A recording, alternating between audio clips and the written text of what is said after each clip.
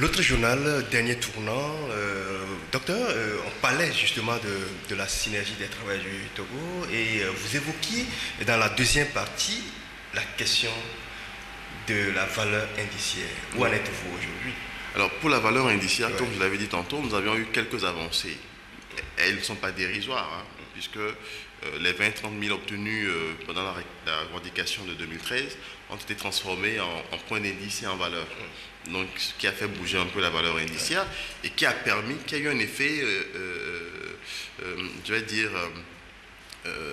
bonifiant un peu sur les retraites. C'est en cela que la valeur indiciaire est essentielle, parce que ça permet aux retraités aussi de voir leurs conditions, leur pension de retraite s'améliorer un tout petit peu. Donc c'est pour ça que nous disons qu'il est fondamental que la question de la valeur indiciaire, relativement à l'augmentation qui est prévue pour l'année prochaine, qu'on puisse en discuter pour savoir quel est le pourcentage que le gouvernement accorde. Est-ce que c'est 5%, c'est 10% ou si c'est plus? Moi, je pense qu'on peut aller à 15%. Bon, juste... C'est pas trop. Non, c'est quand même pas mal. Ce serait bien. Ce serait quand même un signal fort du président s'il fait 15%. Voilà, donc ce ne serait pas mauvais du tout. Nous serons contents de prendre là et ça va permettre à tout le monde de pouvoir souffler aussi un tout petit peu. Même si le FMI est derrière et met des exigences, je crois que le peuple togolais mérite cela. Les fonctionnaires togolais méritent aussi qu'on augmente vraiment leur salaire parce que c'est fondamental pour l'économie aussi, pour qu'il y ait plus de dynamisme et que l'argent puisse circuler dans le pays. Ouais. Le secteur de la santé, c'est un point essentiel, un point saillant du plan national du développement, le PND. Comment va la santé au Togo?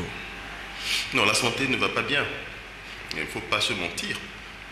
C'est quand même paradoxal de dire que la santé va mal, mais c'est quand même une image qu'il faut peindre comme ça. Non, elle ne va pas bien, vraiment pas bien, parce que nous sommes loin de ce que nous espérions. Mais quand même, il y a des avancées, il y a des améliorations, il y a des actions de la part des gouvernants. Oui, il y a des avancées, mais faut-il encore que ces avancées se traduisent vraiment dans les faits?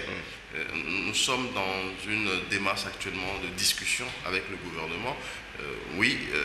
Par rapport, par exemple, au recrutement, oui, depuis un temps, les recrutements sont assez réguliers dans le secteur, ce qui nous permet non seulement de procéder à l'apport de nouvelles compétences, de nouvelles forces, mais aussi de renouveler un peu ce qui existait. Mais il faut dire qu'on est vraiment loin du compte. D'ailleurs, pour les recrutements, le gouvernement a promis organiser d'ici la fin d'année un concours encore pour recruter. Et nous attendons ce concours, d'autant plus que le Premier ministre a dit que ce qu'il dit, il le fait. Donc on n'a pas peur du tout. On sait qu'il va lancer le concours bientôt, avant la fin d'année de 2019, puisqu'il a démontré suffisamment. La dernière fois, quand il a promis donner les résultats, il l'a fait. Et donc nous espérons également que d'ici la fin d'année, le concours sera lancé et fait pour que nous puissions avoir de nouveaux recrutements dans le secteur de la santé. Ça, c'est un. Sur le plan des équipements, là, par contre, oui, il y a un souci, parce que jusqu'à présent, on n'a pas doté les centres d'équipement adéquats. Il est dit qu'il y a un projet qui est en cours. Nous espérons que ce projet va rapidement aboutir et qu'on puisse réhabiliter et équiper les centres de santé. Dans la discussion, il nous avait été dit que des scanners seront acquis.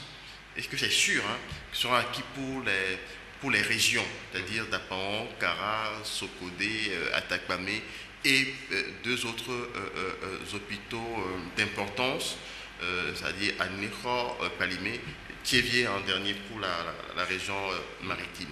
Donc nous espérons, nous souhaiterons bien voir ces scanners acquis et que l'acte de dotation soit fait pour les hôpitaux. Et donc aller dans l'équipement des hôpitaux, c'est fondamental. Maintenant, il y a aussi un autre chantier, c'est les réformes de la santé. Il faut qu'on fasse de vraies réformes et qu'on parle des vrais sujets. Et ces sujets vont de la couverture maladie universelle qui est en train d'arriver. Parce que les Togolais ayant droit à la santé, comme notre constitution l'exige, nous devions voir comment est-ce qu'on se prépare en tant qu'acteur de la santé à ça, à ce changement de cap, parce que tout le monde Si tout le monde va à la CMU, il faudrait qu'on sache comment est-ce que le secteur de la santé va réagir par rapport à ça. Maintenant, par rapport également au sujet du statut particulier de la santé. Il a été discuté et il a été acté avec le gouvernement qu'on puisse aller vers une fonction publique hospitalière. Ça veut dire que la santé aura sa fonction publique à elle, toute seule, avec sa grille et ses tests.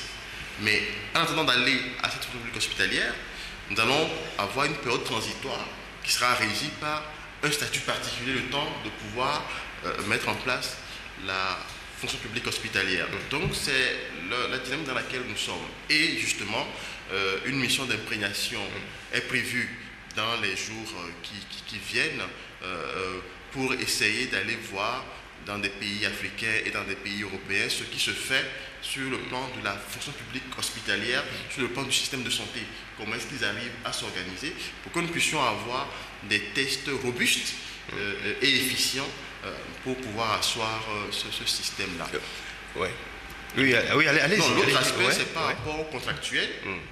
Et donc, les contractuels, comme on l'a dit, c'est une catégorie d'agents qui sont recrutés par les structures elles-mêmes. Et on s'est rendu compte qu'il y a eu du n'importe quoi qui a été fait. Des gens recrutés à tout va, n'importe comment et tout ça. Et maintenant, leur question se pose aussi. Il y a une catégorie que nous devons pouvoir absorber par les concours, ceux qui sont encore en âge. Il y a une catégorie qui doit pouvoir être accompagnée jusqu'à la retraite, donc s'assurer que leur pension de retraite est garantie à la CNSS, puisque dans nos études, dans le travail qu'on a fait, on s'est rendu compte que tous les hôpitaux togolais mis ensemble doivent 4 milliards de francs CFA à la CNSS en termes de cotisation pour la pension de retraite pour leurs agents contractuels recrutés. Ce qui voudrait dire que c'est quelque chose de très grave. C'est-à-dire que les gens travaillent sans avoir forcément la garantie d'une retraite assumée.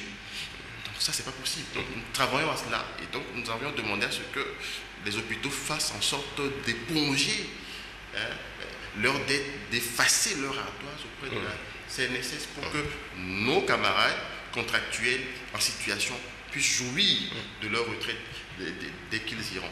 Mais ce qui est fondamental pour nous, c'est de faire en sorte que la majeure partie de ceux qui sont encore éligibles à la fonction publique puissent être versés au travers des concours à cette fonction publique Ok, mais merci docteur. Et juste rappeler aux internautes que en février 2009, vous avez transmis un rapport au Premier ministre comme Michel Classou. 2019, en février 2019. Et suite à ce rapport, une rencontre a eu lieu entre le Synfots et le gouvernement, représenté par le Premier ministre, le ministre Gilbert Bawara de la fonction publique et le ministre de la Santé, Mijiawa. C'était le 23 juillet dernier. Isidore, vous avez une question pour le docteur? Oui, dans votre développement tout à l'heure, vous disiez que le secteur de la santé ne va pas très bien, ne va pas bien. Mais votre ministre de tutelle, professeur Mijiawa, dans un bilan à mi-parcours de la contractualisation, il y a quelques mois que nous avons suivi, disait que maintenant ça va, grâce à la contractualisation, les hôpitaux se portent mieux, que les services dans les centres hospitaliers sont meilleurs qu'avant, que les agents recrutés travaillent, il y a du matériel dans les hôpitaux. Mais je vois que vous n'êtes pas en phase avec votre ministre. Non, je ne sais pas s'il a dit ça exactement comme ça, parce que pour vous dire quoi? Pour vous dire que la contractualisation est expérimentée dans quelques hôpitaux. Oui. Ce n'est pas dans tous les hôpitaux togolais que cela est fait. Oui. Donc on ne peut pas, juste parce qu'on a un échantillon test, généraliser les résultats à l'ensemble. Je précise que ce n'est pas dans tous les hôpitaux que la réforme là est appliquée. Il y a des hôpitaux tests, comme Atakpamé, comme Dapaon, comme Serchukara, qui sont, comme Blita, qui sont des hôpitaux tests. où on essaie d'appliquer cela. Il est vrai également que forcément qu'il y a peut-être eu des améliorations, peut-être en termes de gestion, parce qu'en fait, ce que nous déplorons en fait, c'est que, moi je l'ai toujours dit, je ne l'ai jamais caché, je pense que cette histoire-là est un double emploi. Pourquoi? Vous avez un État, un gouvernement qui forme des gens à l'ENA, d'accord, qui font dans l'administration et la gestion hospitalière, parce qu'il y a cette branche-là à l'ENA. Des gens qui sont formés, qui ont le diplôme, et donc qui sont nommés pour administrer les hôpitaux. D'accord? Alors, qu'à cela ne tienne, ou bien cette formation n'est pas de qualité à l'ENA, ou bien il y a un souci. Puisqu'ils sont formés, ils sont nommés, c'est eux qui gèrent les hôpitaux. Si vous vous rendez compte qu'il y a une mauvaise gestion, un directeur est là, un comptable est là, un économe est là. Mais vous trouvez ceux qui ont mal géré. Je pense que c'est aussi simple que ça. Mais est-ce qu'on a besoin d'autres personnes, de privés, qui viennent surveiller et aider des gens qui ont quand même la compétence, enfin, qui sont supposés avoir la compétence à une bonne gestion? Est-ce qu'on ne peut pas avoir, excusez-moi du peu, des canevas de bonne gestion que tout le monde pourrait appliquer avec des logiciels, des trucs là pour se dire voilà comment est-ce qu'on gère les trucs? Je pense qu'il y a des choses qu'on peut faire sans forcément avoir besoin d'un privé à côté. Ça y va comment je vais le dire, de la crédibilité de notre propre pays. Si on a des fonctionnaires qui sont incapables de gérer, c'est qu'il y a un souci. C'est que même le concours de recrutement a un problème. Sur quelle base on les recrute alors, s'ils sont incapables de travailler? Donc on ne peut pas s'asseoir sur une branche et la scier soi-même. Parce que pour moi, c'est ce que je comprends la chose. Parce qu'aujourd'hui, c'est comme si l'État togolais disait ok, je recrute des gens, je forme des gens, mais ils sont incapables de gérer. Donc nos diplômes ont quelle valeur? Ça veut dire ça en fait. Donc moi je pense que nous pouvons, pour la gestion, oui, je pense que le ministère de la Santé peut faire en sorte qu'on gère bien. Il y a juste des systèmes qu'il faut déterminer et se mettre dans la perspective d'aller à cela, à l'efficacité de gestion. Maintenant, pour ce qui est de l'équipement des hôpitaux, oui, c'est à Centre qu'il faut trouver comment les équiper. Et ça revient à l'État de le faire, au gouvernement de le faire. Parce qu'en fait, l'idée initiale, c'était qu'en assainissant la gestion des hôpitaux, ce que les hôpitaux vont faire comme recette, que cela serve à acheter les équipements. Ce qui, à la limite, ne va pas se produire dans un court délai.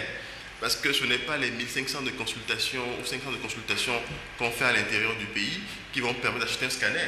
Il faut comprendre qu'il faut attendre peut-être 10 ans pour acheter un scanner. Si on doit s'attendre à ce que les hôpitaux fassent des recettes pour acheter un scanner, c'est pas possible. Donc voilà un peu les choses. Donc moi je pense que la santé au Togo ne se porte pas totalement bien. Nous sommes dans une dynamique de discussion pour améliorer les choses.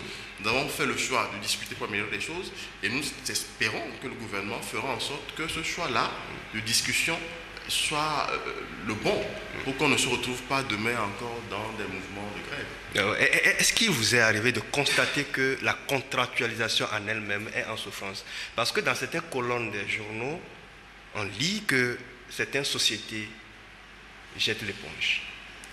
Bon, je sais que j'ai appris qu'il y avait une société qui était en service au CHU Sylvanus Olympio, qui a dû jeter l'éponge et que maintenant c'est une nouvelle société qui reprend. Je n'ai pas de plus en détail là-dessus parce que nous n'avons pas vraiment de lisibilité sur ce qui se fait. Parce que ce n'est pas, nous on l'a dit, c'est une faute, on ne s'oppose pas à la réforme, nous observons, mais nous disons seulement qu'il y a des choses qui ne doivent pas être faites. On ne doit pas renvoyer les travailleurs, on ne doit pas faire en sorte que les coûts de prestation soient élevés pour la population, ça on a été clair là-dessus, et on ne doit pas non plus laisser entre les mains des privés le fait d'équiper nos hôpitaux et donc d'augmenter les prestations. Sur ces plans-là, on est clair là-dessus. Maintenant, pour ce qui est de ce qui se passe, il est aussi vrai, et ça je l'avoue, que moi, fondamentalement, je pense qu'on peut nous-mêmes réussir à bien gérer nos choses. On n'a pas besoin d'une tierce personne pour le faire. Il suffit que le ministère mette plus de rigueur dans les choses pour que les choses se fassent. Si vous avez un directeur d'hôpital qui gère mal, qui détourne de l'argent, ben, sautez-le. Qui subissent les rigueurs de la loi. Et on verra. Maintenant, faire croire que les gens peuvent être là et qu'il faut d'autres personnes pour venir les aider à gérer, je trouve que c'est quand même un peu déplorable. Oui, docteur. En dehors de la mauvaise gestion qu'on peut reprocher à ceux qui gèrent, ou bien à ceux qui sont aux commandes de ces hôpitaux-là, je pense que le pouvoir public vous accuse, personnellement, vous les médecins, de ne pas bien accueillir les gens dans les hôpitaux, de brader les matériels qui sont dans les hôpitaux, de détourner les patients, vers des cliniques privées et autres là. Qu'est-ce que vous avez à répondre à ces accusations? Non, je pense que globalement, des éléments peuvent exister. Des éléments à charge peuvent exister, mais ils sont infimes. Ils sont infimes. Comme on peut aussi dire que dans le gouvernement, il y a des ministres corrompus. C'est pas pour autant que tout le gouvernement est corrompu. Donc, je crois que on ne peut pas chasser l'ombre pour la proie. Il faut chasser la proie vraiment, et non l'ombre pour la proie.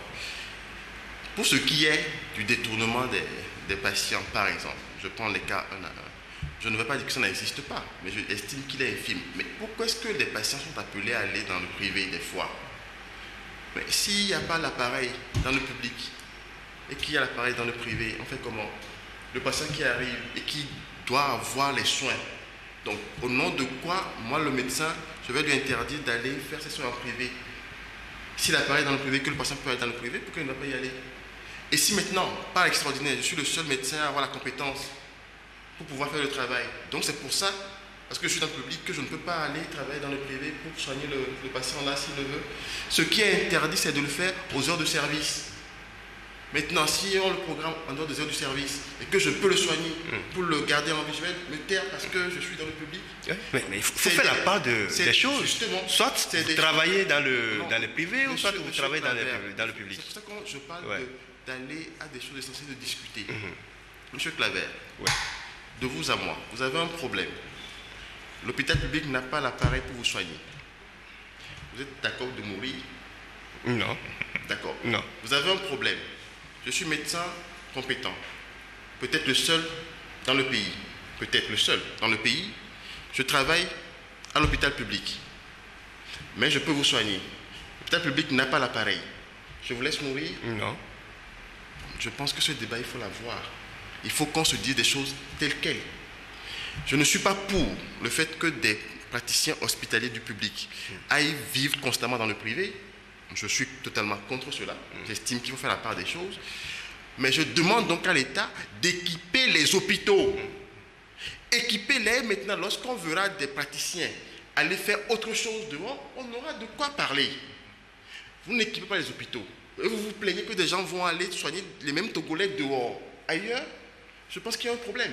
S'ils le font aux heures de service, je trouve qu'il y a un souci. Mais encore que s'il y a une urgence vitale, c'est pour ça que nous disons qu'il faut qu'on discute pour voir comment on fait pour que si les privés ont besoin d'un praticien public pour une urgence vitale dans un privé, qu'on puisse avoir des passerelles pour que c'est des Togolais qui sont là-bas. Ils ne sont pas moins Togolais que ceux qui vont dans le public. Pour qu'on ait des passerelles, pour qu'on puisse essayer de voir comment on gère ça. Plutôt que de vouloir sortir le débat pour dire que oui, les malades du public sont détenus dans le privé, et ainsi de suite. Je rappelle en disant qu'il y a des cas qui sont réels, mais on ne va pas les prendre et les généraliser. C'est des épiphénomènes, mais il faut plutôt discuter de comment on fait pour que les Togolais soient soignés aussi bien dans le public que dans le privé. Puisque le privé n'a pas toutes les compétences. Je suis désolé de vous dire aujourd'hui. Le privé togolais, vous le savez très bien, la plupart qui interviennent dans le privé togolais sont des agents du public, mais qui viennent à des heures qui ne doivent pas être des heures de service. J'appuie là-dessus, c'est important. Maintenant, s'il y a des urgences dans un privé, supposons que dans un privé, il y a une urgence, et que le seul spécialiste est dans le public. Si le public est bien équipé, on peut transférer du privé vers le public. D'accord? Mais s'il n'est pas équipé, chez nous, c'est le contraire qui se fait. Actuellement, vous voyez, on prend des malades du CHU, SO, pour aller faire un scanner dans le privé. Parce que le scanner du CHU, est-ce qu'il ne fonctionne pas? C'est une aberration. Maintenant, si le patient va dans le privé, il fait scanner là-bas et qu'il veut rester là-bas, qui va dire le contraire? Qui va en empêcher? Est-ce que dans votre rapport que vous avez transmis au gouvernement, est-ce que vous avez précisé ces éléments-là et aussi est-ce que vous avez mis l'accent sur la formation des compétents, des spécialistes? Parce que ça en manque au Togo. Ce rapport comporte tous ces points. Le drame du Togo, je vais le dire, je demande à quiconque, je demande à quiconque de me dire le contraire. Le Togo ne forme pas de spécialistes. Mais justement, pourquoi? Quelle est la raison? On n'a pas de bourse pour nos spécialistes pour certains domaines donnés. En dehors de la santé publique, où il y a des bourses que l'État octroie, il y a des spécialités pratiques où le Togo n'envoie pas d'informations. Je prends le Burkina, où ils ont un programme pour former 1000 spécialistes. 1000 spécialistes sur, disons, une dizaine d'années. Et c'est des bourses que l'État donne. D'accord? Au Togo, actuellement, les spécialistes se forment des fois sur à leurs propres frais. D'accord? Et donc, quand les gens reviennent, après avoir dépensé à peu près des vingtaines de millions, ils ont quel salaire à la fin du mois? À peine 300 000 francs CFA. Comme spécialiste, bac plus 14, bac plus 13. 300 000 francs CFA. Mais la formation est coûteuse. Elle est coûteuse. Au même moment où, dans ce pays, l'accès à la formation postdoctorale, vous payez par an 500 000. Par an, 500 000. Vous avez un salaire de 300 000 francs à la fin de votre formation. Vous pensez que ça incite les gens à travailler? Vous pensez que ça donne envie de pouvoir? Non. Quand j'investis dans ma formation à coût de millions, je suis en droit de voir comment je gère mon investissement. Je peux travailler pour le public ou bien dire que je me mets aussi à mon compte dans le privé. Mais il est sûr qu'on ne peut pas régler ça de manière en accusant X ou Y. Il est important qu'on fasse des assises où on doit pouvoir débattre de tout et trouver des solutions. Nous avions déjà évoqué des pistes de solutions dans le document qu'on a remis au gouvernement. Ça a déjà été fait. Alors, ce n'est pas des histoires, mais c'est déjà fait. On en a parlé pour la formation en postdoctorat, pour la formation même des paramédicaux. Mais écoutez, nos infirmiers qui sont formés à l'école des infirmiers, ils n'ont pas de soutien. Ils n'ont pas de soutien. Les gens, ils vont, et puis ils sont là, ils n'ont pas d'appui, ils n'ont rien du tout, pendant 3 ans. Et après, ils doivent faire encore un concours pour être recrutés dans la fonction publique, ce qui ne devrait pas se faire, puisque normalement, on doit pouvoir déterminer ceux qui réussissent au concours, comment on fait pour qu'ils intègrent après. Même si on me dit qu'on ne forme pas que pour le public, je comprends, mais il faut qu'on trouve des mécanismes pour qu'on n'ait pas forcément à repasser des concours. Il y a plein de chômeurs. Il faut rappeler, avant la question de Isidore, il faut rappeler qu'en 2013, le chef de l'État, Faure Gnassingbé, dans son adresse à la nation, avait annoncé en pompe les grandes assises dans le secteur de la santé, des assises qui n'ont jamais eu lieu. Est-ce que vous en souffrez aujourd'hui? Est-ce que le secteur en souffre de ces assises? Elle aurait dû avoir lieu, mais on a fait un groupe de travail qui n'est pas une assise, mais qui est un équivalent d'assise. Mais je pense que c'est quand même à un niveau restreint. On peut encore aller plus loin en faisant de vraies assises et en essayant de trouver vraiment les réponses aux problèmes. Mais le document qu'on a remis au gouvernement comporte assez d'éléments, puisque dans le travail qu'on a fait, nous avions écouté beaucoup de gens, des professeurs d'université, des anciens, des acteurs, des financiers, du secteur de la santé, et on a quand même produit un document qui n'est pas mal. Moi, je pense que si le document on l'utilise déjà, on peut commencer par régler, en tout cas, la majeure partie des problèmes que nous avons dans la santé. Et j'en suis convaincu, fondamentalement. C'est pour ça que nous sommes avec le gouvernement, pour qu'ensemble nous puissions aller à la résolution et au règlement une fois pour toutes, en tout cas au maximum des problèmes de ce secteur-là. Oui, docteur, au début de cette émission, vous faisiez l'état des lieux du SYNFOT, Syndicat national des praticiens hospitaliers du Togo. Vous parliez de la mobilisation que vous avez commencé à Lomé et que vous allez l'établir sur tout le territoire national. Pourquoi une mobilisation en ce moment où vous êtes en bon terme avec le gouvernement? Le gouvernement dit que tout va bien entre vous. Vous voulez faire quoi? Que cache cette mobilisation? Non, ça ne cache rien. Ça ne cache rien, sauf que nous avons une méthode au SYNFOT. C'est que pour nous, les propos de la base sont fondamentaux. La parole de nos membres est importante. Ouais. On ne peut pas ne pas l'écouter. Ouais. Et donc c'est pour ça que à chaque fois que besoin se fait sentir, nous allons auprès de la base pour l'écouter. Ouais. Parce que oui, les gens disent oui, actuellement les choses semblent aller bien entre vous et le gouvernement, mais il faut qu'il y ait plus de célérité dans les choses. Ouais. Vous comprenez? Ouais. Oui, le gouvernement a fait des promesses, mais il faut que ces promesses soient traduites dans les faits. Ouais. Vous comprenez? Et donc, aller vers la base, l'écouter encore, la remobiliser pour qu'elle ne soit jamais couchée, qu'elle soit toujours prête et debout, c'est fondamental. C'est une stratégie politique du CENFOD. Ouais. De ne pas se déconnecter de sa base et de faire en sorte que les choses se passent bien. Nous allons écouter la base et nous remontons toujours ce que la base dit. Et dans le cas d'espèce, la base dit que le gouvernement a promis un concours pour la fin d'année, avant la fin d'année, et qu'elle espère toujours que ce concours va se faire, puisque nous sommes à quelques mois de la fin d'année, enfin quelques jours, je veux dire, de la fin d'année. Vous comprenez? Donc ce sont les propos que la base nous a fait écouter la dernière fois quand on est allé à son écoute.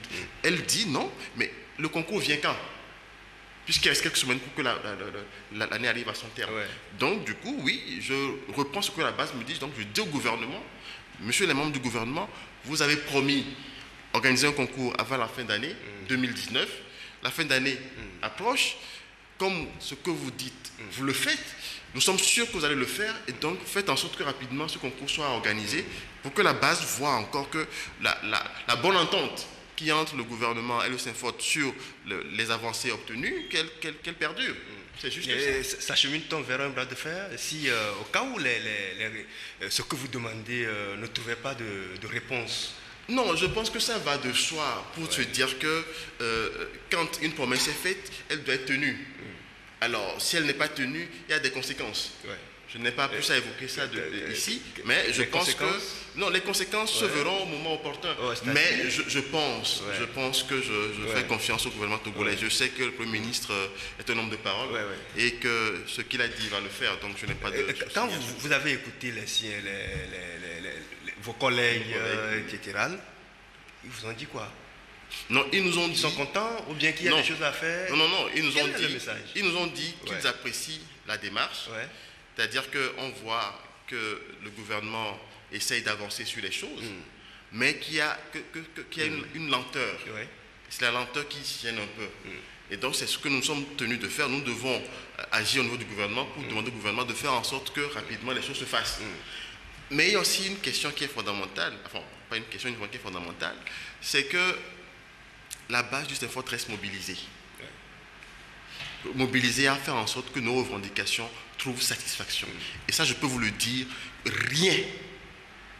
personne ne moussera cette détermination du CENFOD à aller à l'accomplissement total de ce que nous demandons auprès du gouvernement, ce qui est dans l'intérêt du peuple togolais. Même s'il faut un nouveau bras de fer.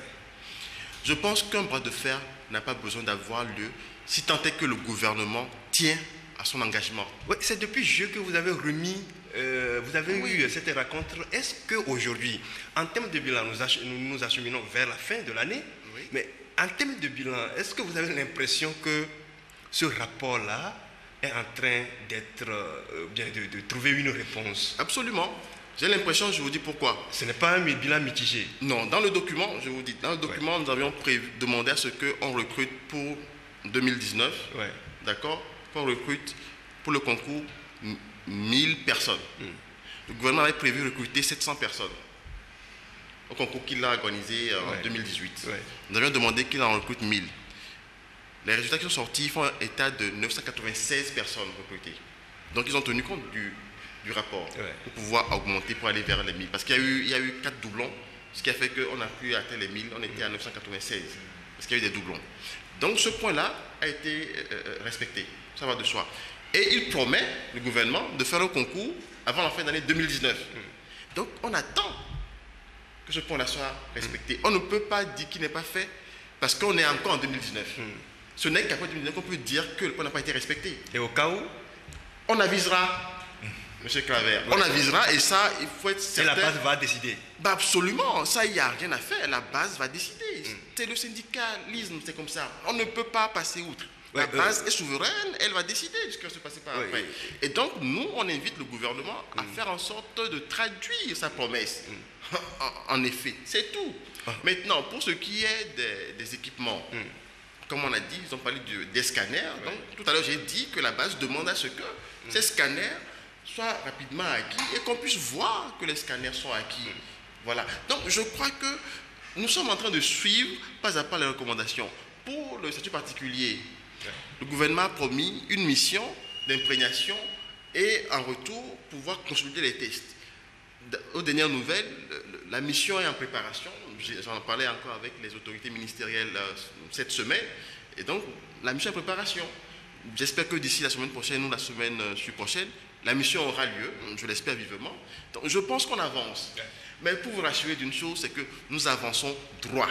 Et nous sommes sereins parce que nous savons que progressivement, nous allons obtenir ce que nous avons demandé. Oui, on a parlé du Fonds social, on a parlé du SYNFOR, du secteur de la santé, et tout. Mais dans notre pays, l'année prochaine, il y a une échéance très capitale qui nous attend. En tant que syndicaliste, vous avez sûrement votre vision de la chose. Quand on dit aujourd'hui président de la République, quel est le profil de cet homme-là, selon vous? Le profil sans vous oublier qu'il y a des candidatures déclarées, une dizaine de candidatures déjà. Le profil. Comment vous percevez un président de la République pour le Togo en 2020? Qu'est-ce que vous voulez qu'il fasse? Quel type d'homme? Non, ce que moi je veux que le président qui sera élu en 2020 fasse, augmenter le pouvoir d'achat des Togolais. Ça c'est fondamental, on ne peut pas passer à côté. Faire en sorte que tous les Togolais aient droit à la santé, en équipant les hôpitaux, en créant un système sanitaire robuste, résilient, efficient. Et ça, on peut aussi y arriver. Faire en sorte que l'économie togolaise prospère, faire en sorte de créer des champions nationaux togolais. Parce qu'il n'y a pas plus grand que la fierté d'être togolais, d'aimer son pays. Il n'y en a pas plus. Si on n'aime pas son pays, c'est qu'on n'est pas patriote. Et on ne peut pas avoir des présidents qui ne soient pas patriotes. Non. On doit pouvoir créer des champions aussi bien individuels que communautaires, togolais, nationaux, togolais. Moi, je pense qu'on peut le faire. On ne peut pas continuer par brader nos acquis à l'étranger. Je pense qu'on peut y arriver. Et maintenant, je pense qu'il nous faut un président qui fasse du Togo l'or de l'humanité. Ce que les pères de l'indépendance ont proclamé haut et fort. Et ça part d'abord d'un amour impartial et fort de sa patrie, de ce pays-là qui nous a vu naître. Est-ce qu'il vous arrivera de donner des consignes de vote comme cela se fait ailleurs? Les syndicats s'impliquent dans l'action politique parce que quand ça ne va pas, ce sont les syndicats qui en souffrent. Non, consigne de vote, je ne sais pas si on en a discuté, mais je pense qu'on va en discuter avec la base. De toute façon, on va commencer à en parler au niveau du Bureau national. Mais dans notre pays, nous ne sommes pas encore arrivés à ce niveau d'implication syndicale assez forte. Où vous voyez les syndicats qui ont la capacité de donner des consignes de vote. Pourquoi cela? Je vous le dis, parce que nos syndicats n'ont pas cette puissance financière pour être totalement autonomes. Parce qu'aujourd'hui, au niveau des syndicats, les membres peinent des fois à cotiser. Le SYNFOR a semblé régler le problème un peu, parce que nous avons quand même des cotisations un peu régulières. Mais globalement, quand vous voyez les syndicats qui sont au pays, les membres ne cotisent pas. C'est aussi une tare togolaise. C'est-à-dire que les gens ne comprennent pas l'utilité de cotiser pour leur organisation. Or, comment voulez-vous qu'elles soient fortes si elles n'ont pas les moyens financiers? Et donc, forcément, de manière factuelle, vous livrez vos responsables d'organisation à la corruption supposée. Malheureusement, c'est ça. Mais nous, au SYNFOR, nous avons quand même comme credo le fait de rester, d'assumer notre intégrité, puisque mes prédécesseurs que vous connaissez, d'honorés et de respectables mémoire, que ce soit le professeur David Dossé, que ce soit le professeur Atiwala, tous ont marqué leur passage par leur intégrité. Oui, oui. Donc je crois que pour nous, c'est quand même une fierté de rester intègre et de faire en sorte que la corruption n'ait pas droit de cité dans nos actions. Alors, dans votre esprit de syndicaliste, est-ce que vous souhaiteriez que le Togo, qu'à la tête du Togo, qu'il y ait une nouvelle équipe? Une nouvelle équipe comme quoi? Soyez précis. Ouais. Là, maintenant, c'est moi qui demande que tu sois précis.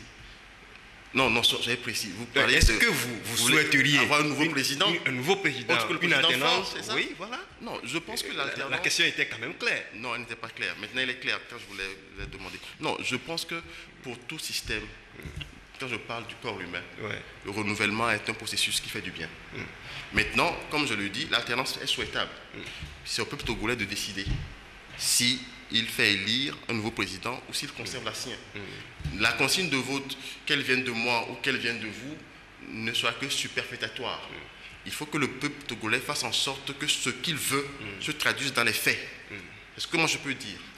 Mais avant Isidore, ce qui est déplorable, c'est qu'on voit les églises donner leur position par rapport à la situation sociopolitique, mais jamais on ne voit les syndicats se prononcer clairement, comme le font l'église. Alors qu'on a dit... Les syndicats se prononcent. Hein. Moi, au niveau du syndicat... On ne sent pas. Non, les syndicats se prononcent. Non, il y a eu des déclarations publiques. Vous sortez des mémorandums... Si. Oui, et aujourd'hui, actuellement, il y a la tension dans le pays, la tension couvre dans le pays. Si on sort des mémorandums, on sort des déclarations, on en a sorti plusieurs. Hein. Ah bah oui, on en sort. Donc, je ne vais pas dire le contraire. Non, on en sort. Même, excusez-moi du peu, lorsque les enfants d'outils et Anselme ont été tués dans ce pays, les syndicats étaient peut-être seuls, avec l'appui seulement du père Afognon, à parler. Combien de sociétés civiles ou d'autres organisations ont déploré cela? Non, mais il faut qu'on se dise des vérités. Je pense qu'à un moment donné, il faut que les gens s'assument et arrêter de faire en sorte que ce soit seulement quelques personnes qui soient là chaque fois à parler et qu'on se cache derrière. Je suis désolé. Aussi bien que les évêques qui parlent, les syndicalistes aussi parlent de la situation du pays. Ici, tout à l'heure, je l'assume pleinement en disant que non, nous avons besoin d'avoir une conviction patriotique forte. D'accord, et que pour cela, on ne peut pas continuer par galvauder et pas brader nos richesses. Ça, je l'ai dit, je l'assume pleinement. Oui, docteur, parmi la dizaine de candidatures, vous avez déjà votre homme idéal? Excusez-moi, mais j'étais plus préoccupé par les faits sociaux.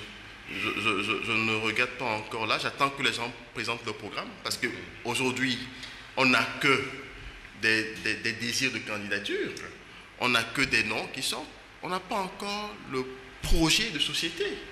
Et je ne peux pas, pour le rang que j'occupe, juste m'aligner sur le visage de quelqu'un. J'attends que les candidats nous sortent leur programme et projet de société. Et à l'aune de cela, je pourrais, maintenant, pour ce qui me concerne en tant qu'individu, décider et voir si la base ou mes camarades du Synfod décident qu'on en discute, et voir si on va avoir une position commune à faire valoir. Mais pour ce qui me concerne, moi, en tant que personne, en tant que Togolais, je ne vais pas choisir juste parce que la tête de tel ou de tel me plaît. Je vais choisir sur la base de ce que la personne veut faire. Voilà. Oui, docteur, on est arrivé à la fin de cette émission. On vous laisse les mots de conclusion. Mais on souhaiterait attendre également les prochaines initiatives du Synfod. C'est vrai que vous avez initié une opération don de sang. Quelle est la suite? Oui, merci M. Claver de me rappeler, de me tendre la perche pour que je puisse bondir là-dessus. Pour l'opération don de sang, oui, nous avions lancé cela. Progressivement, ça a de l'effet, puisqu'on a pu faire des campagnes à Fagnan, on en fait actuellement dans les plateaux, ça prend. Et d'ailleurs, même, vous remarquez qu'entre-temps, il y a plus d'engouement, il y a plein d'actions en faveur du don de sang. Alors, l'autre action qu'on a entreprise dans ce sillage, c'est les courriers qu'on a envoyés au niveau du Parlement. Parce que nous avions demandé que le Parlement s'implique dedans, puisque la démarche était que le Parlement togolais en fasse un projet humanitaire pour leur mandature. Je vous explique pourquoi. Dans la phase, il y a la phase don et il y a la phase équipement aussi. Nous avions répertorié des sites qui n'ont pas de banque de sang. Et il y en a dans tout le pays. Et un de ces sites, par exemple, c'est Mandouré. À Mandouré, il n'y a pas de banque de sang. Et dans nos prospections, on s'est rendu compte que le coût d'une banque de sang est entre 12 500 000 et 15 millions. Et donc, on s'est dit que, par exemple, nos députés, nos élus pouvaient faire du don de banque de sang une action humanitaire pour le mandature, pour que chaque année, au moins, ils puissent donner une banque de sang à une localité qui en a besoin. Parce qu'il y a Mandouré, il y a Mango, il y a la plaine de Meaux, il y a plein d'autres localités qu'on a ciblées. Et l'idée, c'est que les émoluments des députés, le centième, je crois, puisqu'on a une idée un peu, le centième puisse servir annuel, le centième annuel, pas mensuel.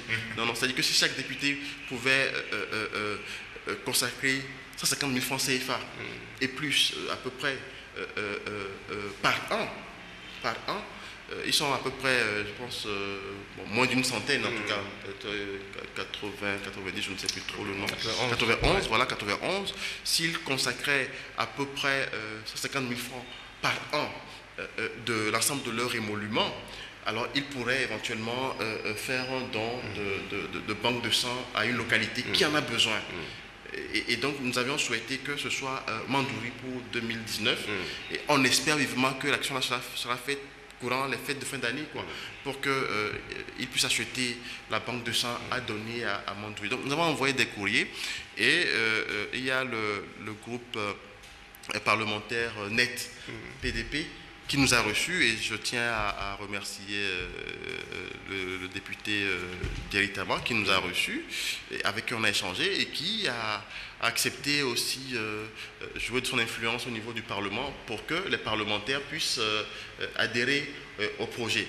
Nous attendons d'être reçus par la présidente de l'Assemblée nationale pour évoquer avec elle le sujet, et par la commission de santé du Parlement pour voir comment est-ce qu'on avance. L'autre aspect, c'est d'inviter aussi les parlementaires à faire une journée de don de sang au niveau du Parlement pour que les députés puissent donner aussi de leur sang. C'est des messages forts qu'on envoie à la population pour qu'elle se rende compte que non, que ces élus ne sont pas déconnectés des problèmes qui les touchent. Et bientôt, j'ai une sollicitation en vue que je vais faire à l'endroit d'une institution gouvernementale aussi. Vous aurez de mes nouvelles les jours à venir. Dès que j'aurai fait le geste, je vous tiendrai informé. Parce que nous estimons qu'il faut fédérer les énergies, aussi bien politiques, économiques que sociales, dans la résolution de ces problèmes-là qui sont réels. Les gens meurent parce qu'il n'y a pas de sang. Le sang ne se fabrique pas. Il n'y a que l'homme qui puisse donner son sang pour sauver son frère ou sa sœur aussi qui est humain. Voilà un peu la démarche dans laquelle nous sommes. Merci, Dr Gilbert Tchorlignanou. Merci d'avoir répondu à notre invitation. Mais c'est moi qui suis honoré d'être avec deux brillants journalistes très réputés. Non, il y en a plus que nous.